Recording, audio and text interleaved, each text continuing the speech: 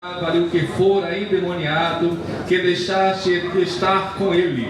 Jesus, porém, não lhe permitiu, mas lhe disse: vai para a tua casa, para os teus, e anuncia-lhes quão grandes coisas o Senhor te fez. Esses versos da palavra de Deus, ele revela realidades centrais da autoridade, do poder que emana do nome de Jesus. Jesus, atravessando a outra margem da região da Galileia, ele vai até a região de Gadara, e chegando até esta cidade, ele encontra um homem.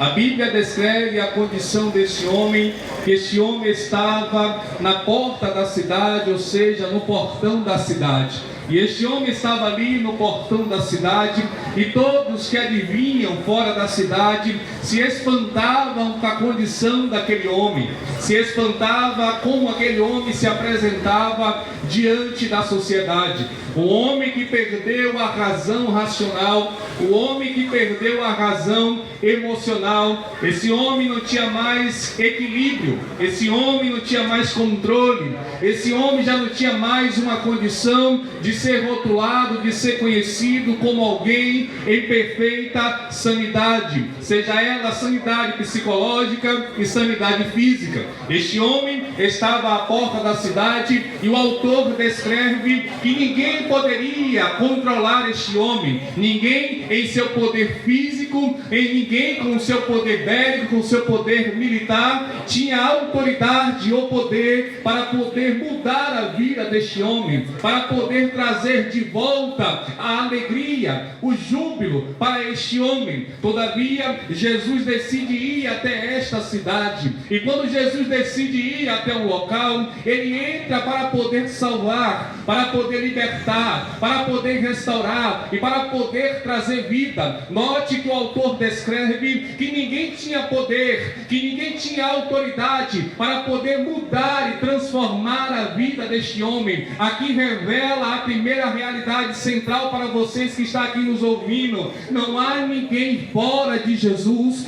que tenha a capacidade de transformar a nossa vida. Não há ninguém à parte de Jesus que tenha autoridade de trazer para nós a restauração emocional, a restauração física, a restauração espiritual. Revela-se aqui no texto que somente Jesus, ele tem um poder de transformar aquele quem a sociedade não conseguia dar um jeito, aquele quem a sociedade não tinha total poder, total força para poder transformar a vida, para poder mudar a vida. Todavia, Jesus chega naquela cidade, e quando Jesus chega naquela cidade, Jesus chega para salvar, Jesus chega para transformar. E este homem que estava possesso de espírito imundo, este homem é observado, observa Jesus a chegar naquele lugar. E aqui também revela que as portas do inferno não prevalecem contra o poder que há em Jesus. As portas do inferno não têm autoridade sobre Jesus. Jesus chega até aquele lugar e demonstra para aqueles que somente Ele tem poder de salvar, que somente Ele tem poder de mudar a vida, que somente Ele tem autoridade de trazer de volta ao conhecimento, a sanidade e restaurar aquele que estava perdido. O autor descreve que esse homem estava no sepulcro. Note que o sepulcro é um local de cemitério, um local que se enterra somente pessoas que passaram por essa vida, pessoas que morreram, pessoas que foram ali sepultadas. Mas este homem não morreu, este homem não estava morto de forma literal, na sua condição física, porém este homem estava no sepulcro, porém este homem estava no cemitério. Tal proporção revela para nós a condição espiritual deste homem. Este homem não estava morto da forma literal, ele estava andando, ele estava se locomovendo, porém a sua alma estava morta, porém a sua alma estava morta. Todavia, o agente que tem autoridade de dar vida vida chegou naquele lugar para poder transformar, para poder restaurar. Este homem estava no sepulcro, transmitindo para nós que este homem estava morto de forma espiritual. Eduardo, o que precede essa morte espiritual? Paulo escreveu aos Efésios capítulo 2 que nós estávamos mortos em nossos delitos e pecado. Isso transmite o entendimento e a compreensão para nós que aqueles que estão à parte de Jesus, aqueles que não nasceram de novo em Jesus, ele está morto. Morto como? Morto de uma forma espiritual. Ele está morto, ele está perdido em seus delitos e pecado. O pecado revela a sua tragédia. E que tragédia é essa, Eduardo? A tragédia de matar a alma, a tragédia de matar a alma e por consequente levar o corpo para o Sheol, para a sepultura e também para o inferno. Todavia nós estamos aqui anunciando alguém que tem todo o poder de ressuscitar aquele que morreu em Adão, aquele que foi morto pelo pecado. Jesus Cristo é a fonte da vida, ó glória. Ele mesmo diz: eu sou o caminho, eu sou a verdade, eu sou a vida. O que ele está dizendo? Não há outro caminho a parte dele, não há outra verdade a parte dele. Outros caminhos são caminhos que podem até trazer prazer, são caminhos que podem até trazer alívio. Todavia esse caminho envereda para o caminho da mentira. E quem é o pai da mentira? A Bíblia diz que o pai da mentira é o diabo. O diabo, ele tem como poder transmitir para aqueles que estão súditos a ele a mentira, ao engano. Todavia Jesus chegou aqui com todo o poder a dizer: olha, eu sou o caminho, eu sou a verdade, e fora de mim não há verdade, fora de Jesus não há realidade, fora de Jesus não há outro caminho. E ele diz mais: eu sou a vida. Ei, você que está afastado de Cristo, ei, você que não conhece a Cristo, a vida em Jesus, a salvação em Jesus, a restauração em Jesus. Oh glória, oh glória. É Ele que tem o poder de restaurar aqueles que estão perdidos, aqueles que estão mortos, aqueles que estão perdidos. Ele revela a condição deste homem. Este homem estava perdido em seus delitos. Ele estava no sepulcro. E além de estar no sepulcro, ele estava se ferindo com teias, com cadeia. E ninguém tinha um remédio para poder libertar este homem. Ninguém tinha a solução para este homem. Porém aquele que é maior do que a medicina, porém aquele que é maior do que a medicina, porém aquele que é maior do que a psicologia, chegou até aquela cidade. E quando Jesus chega, esse homem se curva diante de Jesus e reconhece que aquele que havia chegado naquele lugar era o Altíssimo, o Deus vivo, que pega o homem perdido em pecado, destinado à ira de Deus, e traz de volta a vida, traz de volta a restauração. Este homem, pelo poder do nome de Jesus, ele é liberto da sua condição. E qual era a condição? Estava no sepulcro,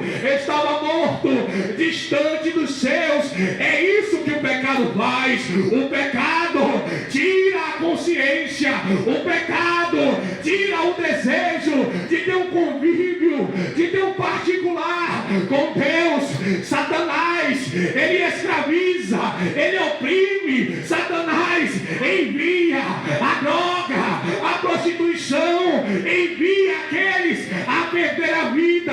Todavia aquele que tem a vida, ele chegou naquele lugar para poder transformar a vida daquele homem. E de repente Jesus expulsa aquilo que oprimia aquele homem, expulsou o pecado, expulsou o diabo e disse: agora a vida chegou, agora a solução chegou. E quem é essa solução? Estamos aqui anunciando: ele é Jesus, ele é o Senhor. A Bíblia diz que não há outro nome, não há outro quem nós podemos ser salvos.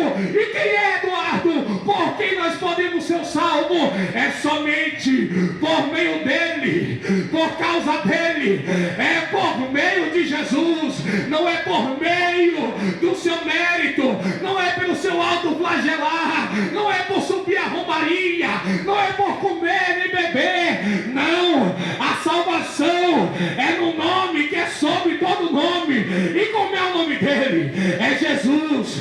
Jesus liberta o endemoniado, Jesus liberta aquele que está oprimido, Jesus liberta aquele que está doente. Oh, meu irmão, não é pelo mérito, não é pela obra, é pelo sangue, pelo sangue, pelo sangue de Jesus. Oh, glória, oh, glória, oh, glória. Ele estava morto,